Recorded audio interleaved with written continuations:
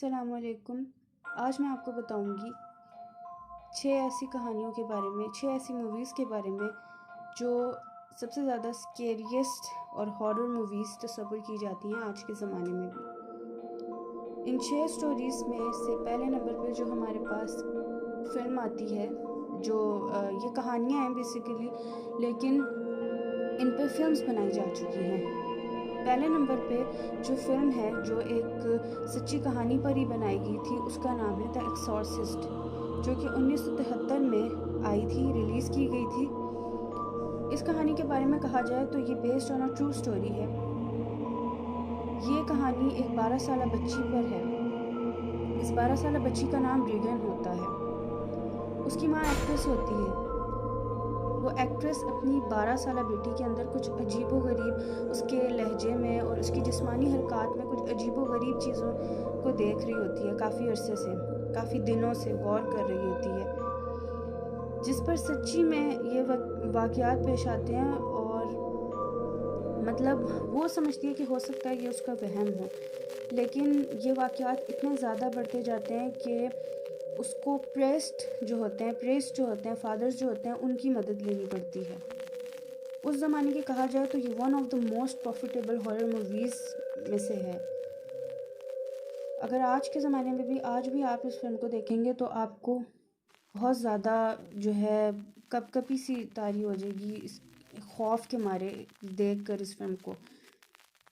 ये फिल्म है जब यंग रेगिन जो होती है, जो बच्ची है रेगिन 12 साल, वो बहुत अजीब किस्म की हरकत करने लगती है। जैसा कि वो बेड पर लेटी होती है तो उसका बेड इस तरीके से, इतने बुरे तरीके से हिलने लगता है जैसे कि ज़लज़ले से वो उछल रहा हो बेड। और माँ ये देखकर बहुत परेशान हो जाती है कि ये कैसे हो रहा है। इससे अगले दिन उस बच्ची को बहुत तेज़ बुखार हो जाता है। कभी बच्ची रौनी आवाज़ें निकालती है, कभी वो अपनी गर्दन मोड़ लेती है पीछे की तरफ, और कभी ऐसा होने लगता है कि उसके जिस्म ज़ख्मों से भर जाते हैं। उसका जिस्म हर तरफ से ऐसे ज़ख्मों से भर जाता है कि जैसे उसे किसी ने बहुत बुरी तरह मारा पीटा है। उसकी माँ जब ये सब कुछ देख रही होती है तो आखिरकार उसके पास ये एक हल निकलता है कि वो प्रेस्ट और फादर से मदद लेती है। फादर्स इस बात को प्राइवेट रखते हैं। वो बहुत कोशिश करते हैं कि छोटे मोटे तरीक़ों से उसका हल हो सके, लेकिन आखिर में उनको एक्सॉर्सिज्म करना पड़ता है। डॉक्टर्स को जब दिखाया जाता है तो डॉक्टर्स कहते हैं कि इसको दिमागी बीमारी है। लेकिन दिमागी बीमारी ये हो नहीं सकती, क्योंकि प्रेस्ट का कहना था कि जब हमने एक्सॉर्सिज्म किया तो वो जब हमने अंदर जाकर उस पर एक्सॉर्सिज्म किया, वो उस पर जो पानी फेंका जिसको वो अपना पाक पानी कहते हैं, तो वो ठीक कैसे होगी। मतलब वो कुछ वक्फे के लिए ठीक भी होती थी, वो अपने असल रूप में भी आती थी और कहती थी मुझे बचाओ, मैं बहुत तकलीफ़ में हूँ। और डॉक्टर्स कहते थे कि ये दिमागी बीमारी है।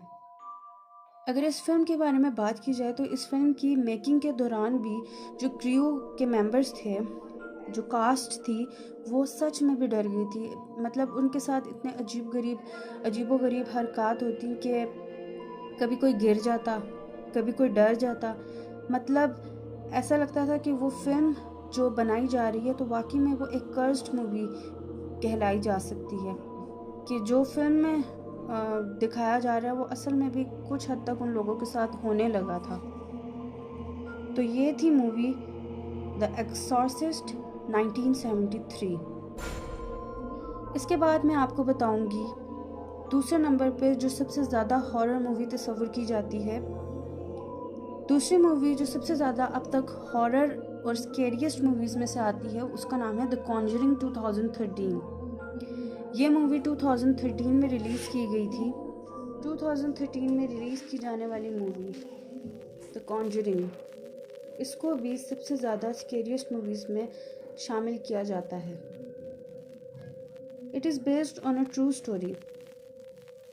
इस फिल्म में ये दिखाया जाता है कि पेरेंट फैमिली जिसकी 5 बेटियां होती हैं, वो एक फार्म हाउस में मूव करते हैं, जहाँ पर वो कुछ पैरानॉर्मल एक्टिविटीज़ को एक्सपीरियंस करते हैं।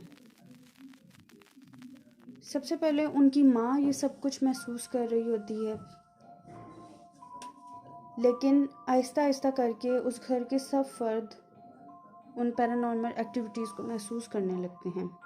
जब पैरॉन फैमिली पैरानॉर्मल एक्टिविटीज़ को महसूस करती है तो वो एक दो डिमोनोलॉजिस्ट जो कि मियाँ बीवी होते हैं, उनसे कंसल्ट करते हैं, जिनका नाम एड और लॉरेन वॉरेन होता है, कि वो उनकी मदद करें और इन शैतानी ताकतों से उन्हें छुटकारा दिलाएं, क्योंकि उन शैतानी ताकतों ने पूरी तरह से उनकी माँ के जिस्म पर कब्ज़ा कर लिया होता है। तीसरी मूवी के बारे में बात की जाए तो उस फिल्म का नाम है द शाइनिंग। द शाइनिंग एक ऐसी मूवी है जो कि 1980 में रिलीज़ की गई। ये भी based on a true story है। इस फिल्म में जैक अपनी फैमिली के साथ एक ऐसी जगह पर मूव होता है, एक ऐसी जगह पर शिफ्ट होता है जो कि एक होटल होता है, लेकिन वो होटल ऐसा होता है जो कि इंसानी ज़िंदगी से, इंसानी आबादी से बिल्कुल अलग और जुदा होता है। आइसोलेटेड कहा जा सकता है इसको, जिसका एक वायलेंट पास्ट होता है, पुरतशद्दुद माजी होता है जिस जगह का, यानी पहले भी वहाँ पर बहुत ज़्यादा कत्ल व गारत हो चुका होता है। इस अलैदगी में, आइसोलेशन में रहते हुए जैक जो है वो धीरे धीरे आहिस्ता आहिस्ता अपना जो दिमागी तवाज़ुन है उसको खोता जाता है। ऐसा लगता है कि उसकी अकल जो है वो बिल्कुल ख़त्म हो गई और वो बस उसके दिमाग पर एक चीज़ सवार हो जाती है कि उसने अपने बीवी और बच्चे को मारना है। वो उनका कत्ल करने के लिए हत्तुल इम्कान कोशिश करता है। ये film story by Stephen King थी, जो कि बहुत ज़्यादा मशहूर मूवीज़ में आती है और स्केरियस्ट मूवीज़ में और मोस्ट हॉरर मूवीज़ में देखा जाए तो ये तीसरे नंबर पर शुमार की जाती है। इसके बाद मैं आपको बताऊंगी द टेक्सास चेनसॉ मैसेकर 1974 के बारे में। 1974 में रिलीज़ होने वाली film the Texas chainsaw massacre है, जिसका अगर मैं आपको मुख्तसर तौर पर खुलासा बताऊं तो ये होगा कि जिसमें कुछ साइको लोग होते हैं, साइकोपैथ्स होते हैं, जो इंसानों को मार कर उनको जिस्मानी तशद्दुद, जिस्मानी अजियत देकर उनको मारते हैं और फिर उनका जो गोश्त होता है उसको खाते हैं, उसको अपने खाने के लिए इस्तेमाल करते हैं। ये फिल्म 1974 में रिलीज़ की गई थी।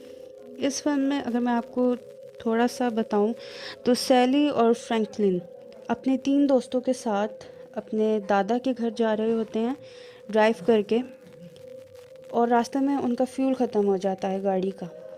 एक एक करके जो ये चेनसा किलर होता है, जो इस फिल्म के आप देख भी सकते हैं। इस फिल्म की इस तस्वीर में ये जो आदमी है जिसने हाथ में चेनसा पकड़ा हुआ है, ये होता है किलर। ये इंसानों को बहुत ज़्यादा जिस्मानी तकलीफ़, ज़हनी अजियत पहुंचाकर उनको मारता है, तरसा तरसा कर उनको मारता है और फिर उनको अपने घर ले जाता है और फिर वहाँ जाकर उनको अपने खाने पीने के लिए इस्तेमाल करता है, उनके गोश्त को, जहाँ वो अपनी साइकोपैथिक फैमिली के साथ रहता है।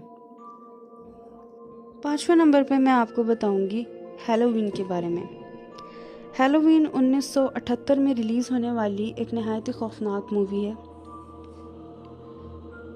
ये मूवी 25 अक्टूबर 1978 को रिलीज़ की गई थी, जिसका अगर मैं आपको मुख्तसर तौर पर बताऊं तो इस फिल्म में ये होता है कि हैलोवीन की एक ठंडी रात होती है 1963 की, जिसमें 6 साला एक बच्चा जिसका नाम माइकल मेयर्स होता है, वो बहुत बेदर्दी के साथ अपने बाप और अपनी 17 साला बहन को कत्ल कर देता है, जिसका नाम जुदित होता है। उस बच्चे को सज़ा सुनाई जाती है और उसे 15 साल के लिए जेल में बंद कर दिया जाता है। लेकिन 30 अक्टूबर 1978 को जब उसको अदालत में मुंतकिल किया जा रहा होता है, लेके जाया जा रहा होता है, तो 21 साला माइकल मेयर एक गाड़ी चोरी करता है और स्मिथ्स ग्रोव जगह से बच कर निकल जाता है, भाग निकलता है। He returns to his quiet hometown of Haddonfield वो अपने होम टाउन जिधर से उसको गिरफ़्तार किया गया था हेडनफील्ड में, वहाँ वापस जाता है और फिर अपने नए विक्टिम्स की तलाश करता है कि अब किसको कत्ल करेगा, और वहाँ भी वो बहुत से लोगों को कत्ल करता है। 6वें नंबर पे जो सबसे हॉरर मूवी तस्वुर की जाती है वो है सिनिस्टर 2012। ये फिल्म भी इंतहाई पुरअसरार किस्म की फिल्म्स में शुमार की जाती है, जिसमें एक ट्रू क्राइम राइटर जिसका नाम होता है एलिसन ऑसवर्ल्ड, वो एक स्लम्प में रहता है। वो जुर्म के बारे में, ट्रू क्राइम राइटर होता है, जुर्म के बारे में लिखता है, लेकिन कभी भी उसकी कोई भी किताब जो होती है वो मशहूर नहीं हो पाती, ज़्यादा बिकती नहीं है। 10 साल हो जाते हैं उसे लिखते हुए, लेकिन उसकी कोई किताब मशहूर नहीं होती, ना ही ज़्यादा बिकती है बाज़ार में। और उसे इस बात का बहुत शौक़ होता है कि मैं कोई ऐसी चीज़ लिखूं, कोई ऐसी किताब लिखूं जो लोगों को बहुत पसंद आए और जो हिट हो।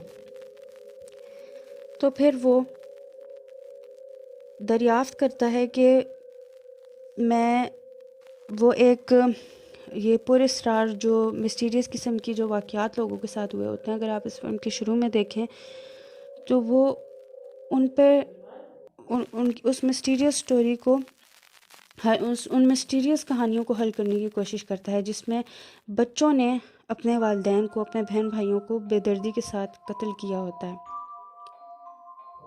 वो सोचता है कि मैं इन मिस्ट्रीज़ को सॉल्व करूँगा, तो उन मिस्ट्रीज़ को सॉल्व करने के लिए वो उस घर में शिफ्ट हो जाता है जहाँ पर वो चारों वाक़यात पेश आए होते हैं। वो उस घर में शिफ्ट हो जाता है और अपने काम में मसरूफ़ हो जाता है उन मिस्ट्रीज़ को सॉल्व करने के लिए। लेकिन आहिस्ता आहिस्ता जब वो उन फुटेजेस को देखता है जिसमें बेदर्दी के साथ कत्ल करते हैं बच्चे अपने वालिदैन, अपने बहन भाइयों को, तो उसे उन क्लूज़ के बारे में पता चल जाता है कि जिससे उसे पता लगता है, जिससे वो इस नतीजे पर पहुंच जाता है कि इन सब लोगों को कत्ल करने में किसी सुपरनैचुरल फोर्स का हाथ है।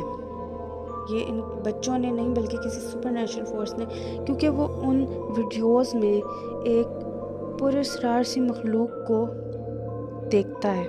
वो कैप्चर हुई भी होती है उन वीडियोस में, लेकिन वो बहुत ज़्यादा मैग्नीफाई करके जब देखता है उस सुपरनैचुरल फोर्स को, तो उसे यकीन हो जाता है कि ये इन बच्चों का नहीं बल्कि किसी शैतानी ताकत का हाथ है। एलिसन ये सीख लेता है कि अब उसे मज़ीद इस चीज़ में नहीं पड़ना चाहिए और अपनी फैमिली को लेकर वहाँ से चले जाना चाहिए, लेकिन जब तक वो ये हकीकत जान लेता है तो बहुत देर हो चुकी होती है।